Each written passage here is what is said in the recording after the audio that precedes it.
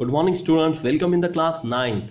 As we all know that we are watching our video of Science 1 of class 9, and we aware of that we are watching our video of chapter number 5, that is acid, bases and salt. Acid basis and salt में इसके पूर्व आप लोगों ने जो portion देखा हुआ है आप उसके साथ बहुत अच्छे से परिचित है बेटा। आयोनिक कंपाउंड्स हमने देखे हुए हैं, डिफरेंट कंपाउंड्स हमने देखे, उनके मॉलिक्यूलर फार्मूले हमने देखे हुए हैं, है ना। और जैसे कि आप सब जानते हैं, पिछले वीडियो में मैंने आप लोग को ये कंप्लीट रिएक्शन वाला एक टेबल एक्सप्लेन करके बताया था, जिसमें हमने रिएक्शन को किस तरह से बैलेंस करते हैं इसके बारे में जानकारी देखी, है ना। और इस जानकारी के अनुसार आप लोग को समझ में आ गया कि कितने एटम्स कौन से कंपाउंड के होते हैं, और वो जब रिएक्टेंट्स होते हैं तब किस तरह से दिखते हैं, और प्रोडक्ट्स जब बनते हैं तो भी उनके एटम्स में कमी नहीं होती, ना ज़्यादा होते हैं ना कम होते हैं, वो इक्वल जैसे कि वैसे ही रहते हैं, जिसको हम लोग बैलेंस ऑफ इक्वेशन कहते हैं। तो ये देखने के बाद आज हम लोग हमारा अगला भाग देखेंगे स्टूडेंट्स, वो है water of crystallization. Water of crystallization एक इम्पोर्टेंट बहुत ही सुंदर टॉपिक है जो कि आज हम लोग देखेंगे बेटा। यहाँ पे मैं एक दो टेस्ट ट्यूब के बारे में आप लोग को बताना चाहूँगा। एक दो टेस्ट ट्यूब आप लोग को लेने हैं कि जिसमें कॉपर सल्फेट लिया हुआ है हमने। यदि लेबोरेटरी में ये एक्सपेरिमेंट मैं आप लोग को करके बताता तो मैं यही बताता कि कॉपर सल्फेट जो होता है ना वो नीले रंग का होता है। सबसे पहले तो बात मैं आप लोग को बताऊंगा, और इसी को ब्लू विट्रियोल भी कहते हैं। ये देखिए यहाँ पे एक वर्ड आप लोग को यहाँ पे दिखाई देगा बेटा, ब्लू विट्रियोल। मतलब take some crystals of blue vitriol in 2 test tubes. मतलब 2 टेस्ट ट्यूब में हम लोग को कॉपर सल्फेट लेना है। तो 2 टेस्ट ट्यूब में हम लोग ले लेते हैं, कोई बड़ी बात नहीं है। नीले रंग का कॉपर सल्फेट होगा, हमारे लैब में अवेलेबल है ये। और इसको ले लेने के बाद इसको क्या करना है, डायरेक्टली हम लोग को इसको हीट कर देना है। और हीट करने के बाद इसमें क्या चेंजेस होते हैं, ये कौन से रंग में बदलता है, और फिर ये रंग में बदलने के बाद दोबारा इसको क्या नीले रंग में लाया जा सकता है, ये सब हम लोग वाटर ऑफ क्रिस्टलाइजेशन में देखेंगे बेटा। एक तरह का एक जादू है ये, और जादू के खेल देखना किसको पसंद नहीं होता, है ना। हम सब तो बहुत ज़्यादा आनंद महसूस करते हैं जब कोई जादूगर हमारे स्कूल में आता है और वो जादू दिखाता है।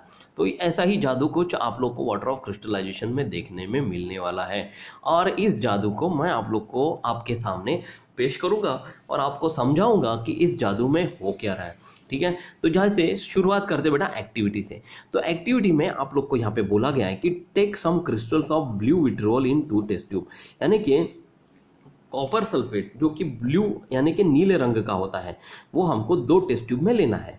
Add some water in 1 test tube and shake it. उनमें से एक टेस्ट ट्यूब में हम लोग को क्या करना है, कुछ पानी डाल देना है। मतलब उस टेस्ट ट्यूब में पहले से कॉपर सल्फेट था यानी कि ब्लू विट्रियोल था, और उसमें अब हम लोग थोड़ा सा पानी डाल रहे हैं। अब पानी डालने के बाद हम लोग को उसको शेक करना है। तो व्हाट डिड यू सी, आप क्या देखेंगे, वो जो कॉपर सल्फेट है वो घुल जाएगा, नीले रंग का पानी बन जाएगा आप लोग का। और क्या होने वाला है, और इसके बाद आप लोग को क्या बोला है, what is the colour of the solution form. तो इस सॉल्यूशन का कलर कौन सा होगा, तो हम लोग डायरेक्टली बोल सकते हैं बेटा कि हाँ इस सॉल्यूशन का कलर तो नीला होगा, क्योंकि नीले रंग के ब्लू विट्रियोल में पानी डालने के बाद कॉपर सल्फेट जो है ब्लू रंग का, वो पानी डालने के बाद पानी के साथ भी वो घुल मिल हो गया और वो पानी के साथ नीले रंग में बदल गया है। अब इसके नीचे क्या बोला गया है, heat the other test tube on low flame of a burner. अब ये जो दूसरा जो टेस्ट ट्यूब लिया था जिसमें हमने कॉपर सल्फेट बिना पानी के लिया हुआ था, याद है आप लोग को, दो हमने टेस्ट ट्यूब लिए हुए। 2 टेस्ट ट्यूब में एक टेस्ट ट्यूब में आप लोगों ने पानी डालकर देखा, उसका रंग नहीं बदला, वो नीले रंग का ही रहा।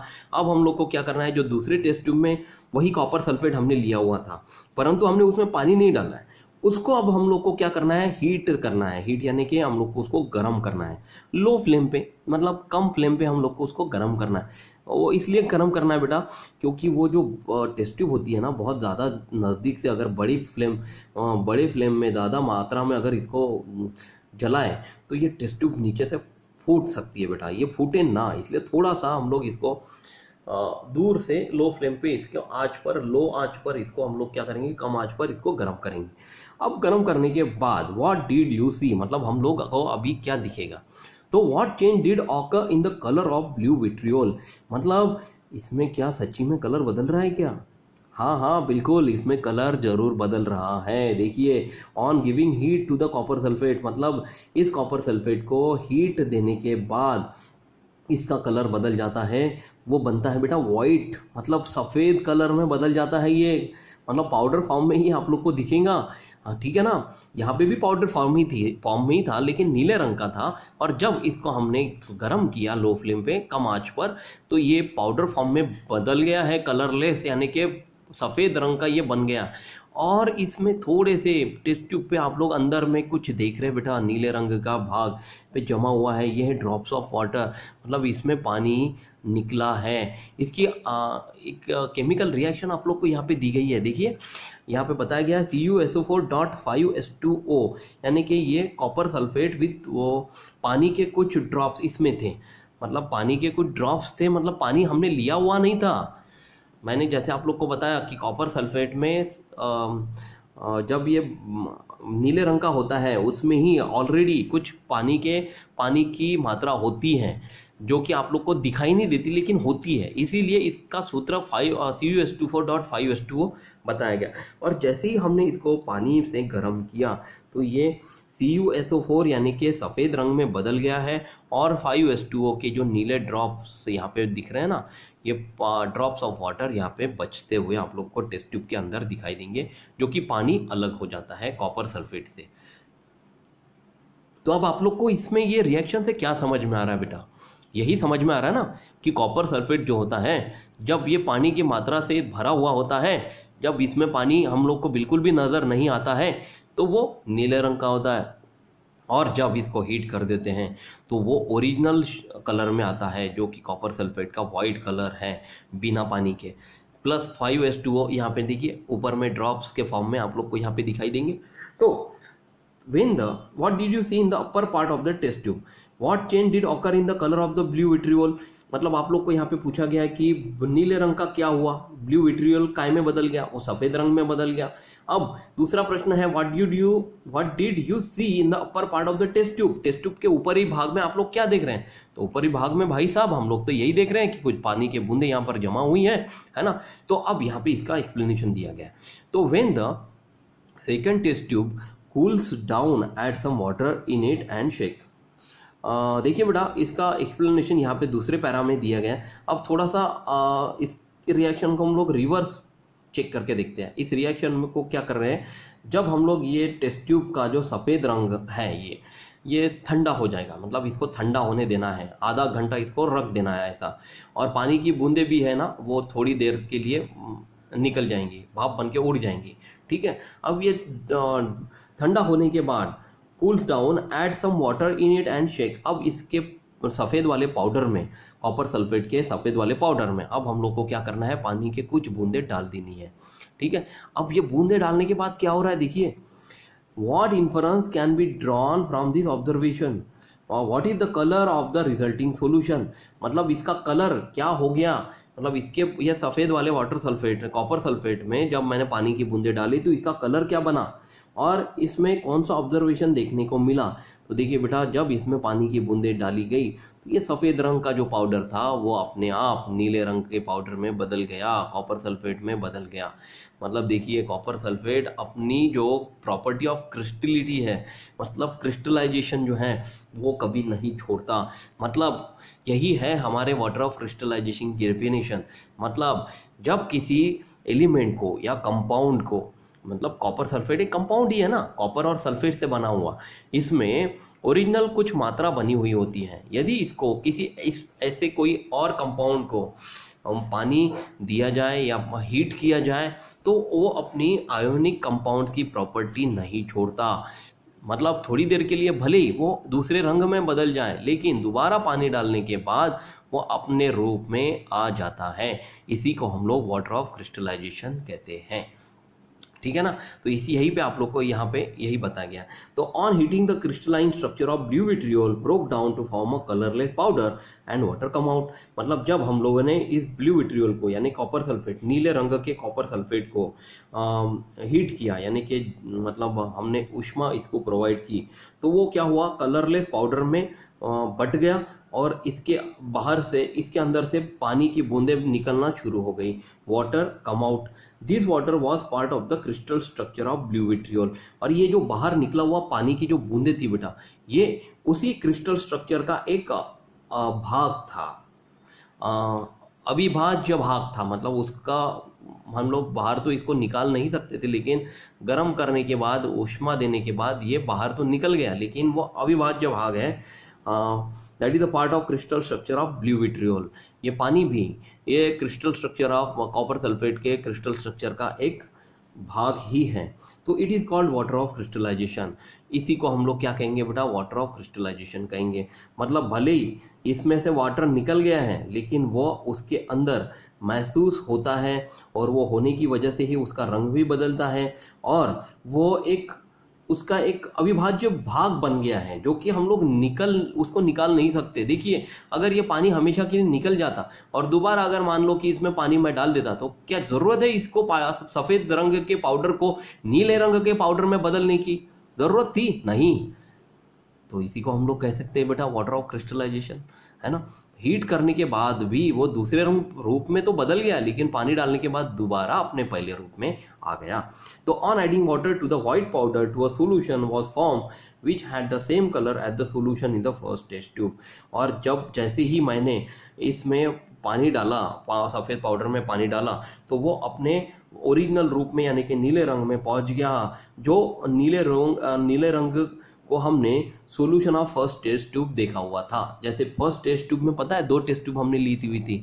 पहले कॉपर सल्फेट के सॉल्यूशन में हमने पानी डालकर इसको शेक करके देखा था, तो वो घुल मिल हो गया था और नीले रंग में बदल गया था। उसी रंग में ये सफ़ेद पाउडर जो है ना, वो बदला हुआ आप लोग को दिखाई देता है जब इसके अंदर हम लोग पानी की कुछ बूंदें डालते हैं। तो from this we come to know that no chemical change has occurred in the crystal of blue vitriol due to heating। इस एक्सपेरिमेंट से हम लोग को क्या समझ में आया कि जब ब्लू विट्रियोल को हमने हीट किया, कॉपर सल्फेट को हमने हीट किया, तो वो बिल्कुल भी कोई केमिकल चेंज नहीं दिखा सका, और इसके जो क्रिस्टल्स थे जैसे कि वैसे ही रहे, और इसमें कोई भी बदलाव महसूस नहीं हुआ। तो losing water on heating blue vitriol, breaking down of the crystal structure, losing blue colour and regaining blue colour on adding water are all physical changes. देखिए बेटा, इसमें यही बताया गया है कि जैसे ही हमने ब्लू विट्रियोल को हीट किया, इसमें से पानी बाहर निकला और वो क्रिस्टल स्ट्रक्चर में बदल गया, यानी कि सफ़ेद पाउडर में बदल गया, और उसका लूजिंग ब्लू कलर मतलब उसका ब्लू कलर भी उसने छोड़ दिया था। और जैसे ही हमने इसमें कुछ पानी की बूंदें डाली, एडिंग वाटर, ये रीगेनिंग ब्लू कलर, यानी कि उसने तुरंत दोबारा ब्लू कलर को रिगेन किया, मतलब दोबारा पाया, और इसी को हम लोग कहेंगे बेटा फिजिकल चेंज। इसी को हम लोग फिजिकल चेंज भी कहते हैं। फिजिकल चेंज यानी कि एक कलर से दूसरे कलर में बदल जाना, और दूसरे कलर से फिर दोबारा अपने ओरिजिनल कलर में पहुंच जाना, इसको हम लोग क्या कहेंगे बेटा, फिजिकल चेंज। तो इसके बाद आप लोग को एक दूसरा एक्सपेरिमेंट यहाँ पे दिया गया है, एपरेटस और केमिकल्स है। यहाँ पे आप लोग को देखिए बेटा, केमिकल्स में एलम बताया गया है। एलम यानी कि आपको पता है एलम यानी क्या होता है बेटा? तो देखो बेटा, एलम को हम लोग कहते हैं फिटकरी। फिटकरी आपने देखी होंगी, है ना, जब पानी गंदा होता है और जिसमें बहुत सारे, मतलब आजकल बारिश के दिनों में जब गंदा पानी नल के द्वारा आता है, तो उसके ऊपर हम लोग पता है 2-4 बार ऐसे हाथों से फिटकरी घुमा देते कपड़े के अंदर डाल के, ताकि उसके जो धूल मिट्टी के जो कण होते हैं भारी, वो ज़मीन पर यानी कि नीचे तक आ जाए और शुद्ध पानी ऊपर रहे, है ना। उस वजह से एलम को हम लोग इसमें जानते हैं, बहुत अच्छे से जानते हैं। एलम यानी फिटकरी होती है। तो कौन कौन से अपैरेटस दिए गए ये देखते हैं हम लोग। इवेपोरेटिंग डिश लेनी है। इवेपोरेटिंग डिश यानी कि कोई एक कोनिकल फ्लास्क हम लोग ले लेंगे। फिर बंसन बर्नर हम लोग को लेना है। मतलब ये देखिए, ये जो बर्नर आपको यहाँ पे दिया गया है वो हम लोग को यहाँ पे लेना है। फिर ट्राइपॉड स्टैंड लेना है। ट्राइपॉड स्टैंड यानी कि एक ट्रिपल वाला एक स्टैंड होता है, जिसके ऊपर एक आप लोग को फिल्टर पेपर लेना होता है, और फिल्टर पेपर के ऊपर ये जो इवेपोरेटिंग डिश है वो रख कर ये ट्राइपॉड स्टैंड पर रख के हम लोग को उसको हीट करना है। फिर हमने लिया हुआ है बेटा यहाँ पे वायर गेज। वायर गेज यानी कि उसको मतलब क्या बोलते हैं हम लोग, घोलने के लिए पानी को, एलम को घोलने के लिए हम लोग को एक वायर गेज लेना है, एटसेट्रा ऐसी चीज़ें लेनी है, केमिकल्स में लेना है एलम। अब यहाँ पे प्रोसीजर दिया गया है। तो take a small stone of alum in the evaporating dish. अब जो कोनिकल फ्लास्क था, पता है ना आप लोग को कोनिकल फ्लास्क यानी कि त्रिभुजाकृति कोनिकल फ्लास्क होता है, जिसके अंदर हमने एलम यानी कि फिटकरी ले ली, जो कि एवापोरेटिंग डिश है। स्टोन, वो एलम जो है ना वो पत्थर के रूप में ही होता है, पता होगा आप लोग को। अब इसमें keep the dish on the tripod stand, और वो जो कोनिकल फ्लास्क है जिसको एवापोरेटिंग डिश हमने यहाँ पे कहा है, उस स्टैंड मतलब उस डिश को हम लोग को ट्राइपो स्टैंड पर ले लेना है। And heat it with the help of burner, और हम लोग को क्या करना है, उस बर्नर को फिल्टर पेपर नीचे रखा हुआ है, ट्राइपो स्टैंड के नीचे हम लोग को बर्नर लगाना है बेटा, और बर्नर से उसको हम लोग को हीट करना है। हीट करने के बाद what did you see in the dish, what is mean by puffed alum. अब इसके अंदर जब हम लोग इसको हीट करेंगे, एलम के स्टोन को हीट करेंगे, तो हमको क्या दिखाई देगा, आपको यही दिखाई देगा कि जो डिश है उसके अंदर उसका रंग जो है वो बदल गया है, वो कलरलेस हो गया है, और पफेड एलम में वो बन गया है। पफेड एलम में यानी कि उसके पाउडर फॉर्म में वो कन्वर्ट हो जाएगा। आप लोगों ने ये कभी किया हुआ है तो आप लोग ज़रूर इसको करके देखिए। तो ionic compounds are crystalline in nature. तो आप लोग को पता है ये जो आयोनिक कंपाउंड्स आप लोगों ने देखे, जैसे CuSO4 देखा और फिर एलम अभी देख रहे हैं, ये सभी आयोनिक कंपाउंड्स हैं, वो क्रिस्टलाइन नेचर में होते हैं। यानी कि इसको हीट करने के बाद या पानी के साथ मिला देने के बाद हीट करेंगे तो ये पानी के बाद हीट नहीं करना है, ये डायरेक्टली आप लोग को हीट करना है एलम को या कॉपर सल्फेट को, तो इसमें पानी की बूंदें अलग हो जाती है और वो पाउडर फॉर्म में कन्वर्ट हो जाता है और को कलरलेस बन जाता है। तो this crystals are form as a result of definite arrangement of ion, यानी कि ये जो क्रिस्टल्स बनते हैं वो अलग अलग आयंस के फॉर्म में, पाउडर के फॉर्म में अरेंज होकर आप लोग को दिखाई देते हैं। तो in the crystal of some compounds water molecules are also included in this arrangement. और इसी क्रिस्टल्स के बनने के समय पर जब इसको हम लोग पत्थर के रूप में देखते हैं, स्टोन ऑफ एलम के फॉर्म में देखते हैं, तो इसके अंदर ऑलरेडी वाटर इंक्लूड होता है बेटा। लेकिन आप लोग को पता है क्या इसके अंदर वाटर है ना, पानी रहित कोई चीज़ आप लोगों ने देखी तो वो आप लोग को समझ में आती कि हाँ इसमें पानी है। लेकिन जिस चीज़ में कभी पानी दिखता नहीं है लेकिन होता है, उसको हम लोग कहते हैं वाटर ऑफ क्रिस्टलाइजेशन। यानी कि जैसे कि एलम को गर्म करने के पहले वो जब पत्थर के रूप में था तो उसके अंदर पानी के अंश थे बेटा। तो this is the water of crystallization, इसी को हम लोग वाटर ऑफ क्रिस्टलाइजेशन कहते हैं। The water of crystallization is present in a definite proportion of the chemical formula of the compound. ये कंपाउंड के हर एक मतलब जो भी हम लोगों ने कंपाउंड देखा, जैसे कि कॉपर सल्फेट देखा, फिर एलम देखा यानी कि फिटरकीज देखा, इनके जो केमिकल फार्मूले होते हैं, इन सभी फार्मूले में एक कुछ सीमित मात्रा में मतलब डेफिनेट प्रोपोर्शन में आप लोग को पानी का वाटर ऑफ क्रिस्टलाइजेशन देखने को मिलता ही है। The water of crystallization is present in the chemical formula of a compound. It is indicated in the chemical formula as shown below. इसको आप लोगों को नीचे दिए गए केमिकल फार्मूले से समझ में आ जाएगा कि वाटर यानी इसके अंदर किस तरह से होते हैं। तो देखिए बेटा, ब्लू क्रिस्टलाइन ब्लू विट्रियल यानी कि कॉपर सल्फेट जो है वो क्रिस्टलाइन फॉर्म में जब होता है तो इसका फॉर्मूला होता है CuSO4.5H2O। यह सूत्र हमने यहाँ पे देखा हुआ है, देखा ये ब्लू कलर का कॉपर सल्फेट ब्लू विट्रियोल यानी कि कॉपर सल्फेट ब्लू विट्रियोल के पैटर्न में जब होता है तो वो ये फार्मूले में होता है CuSO4.5H2O। यहाँ पे यही फार्मूला आपको यहाँ पे बताया गया है।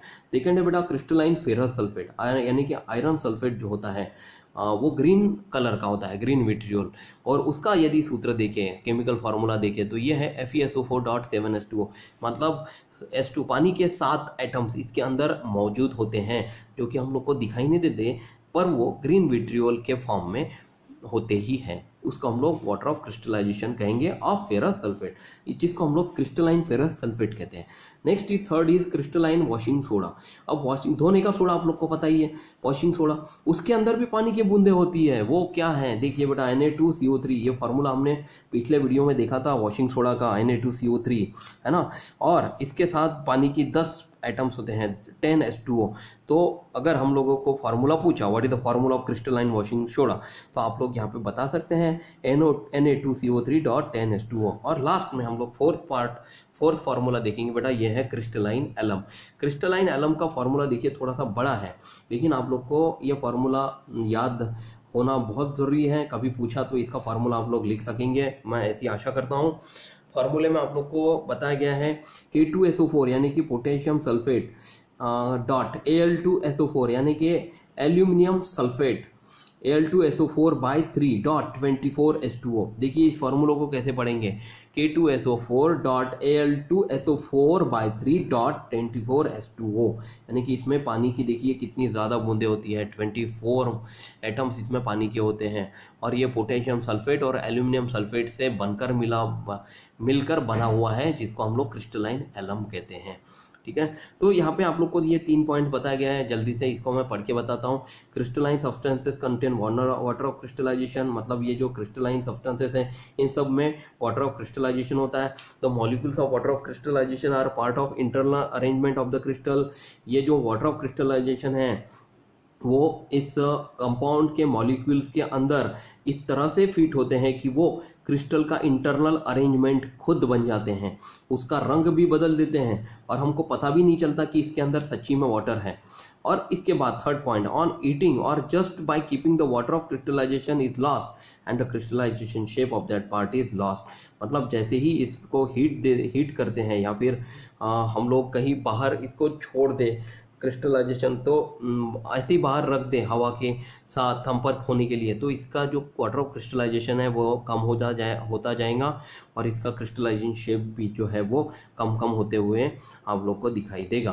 तो ये सब है बेटा हमारा वाटर ऑफ क्रिस्टलाइजेशन। आशा करता हूँ ये वीडियो आप लोग को पसंद आया, और यदि आप लोग को इस वीडियो को और समझना है तो इस वीडियो को आप लोग दोबारा देखने की कोशिश करिए, पढ़ने की सीखने की कोशिश करिए। इसमें जो चीज़ें मैंने आप लोग को पढ़कर बताई है, आप लोग खुद इसको पढ़ना आना बहुत ज़रूरी है बेटा। इसके लिए वीडियो आप लोग पूरा देखिए, ठीक है। अगले वीडियो में हम लोग अपना नया भाग देखेंगे, वो है ionic compounds and electrical conductivity. ये भी बहुत इंटरेस्टिंग टॉपिक है जो कि हम लोग अगले वीडियो में देखने वाले हैं। तब तक आप लोग खुद का ख्याल रखिए और सबसे important, thank you class, take care, bye.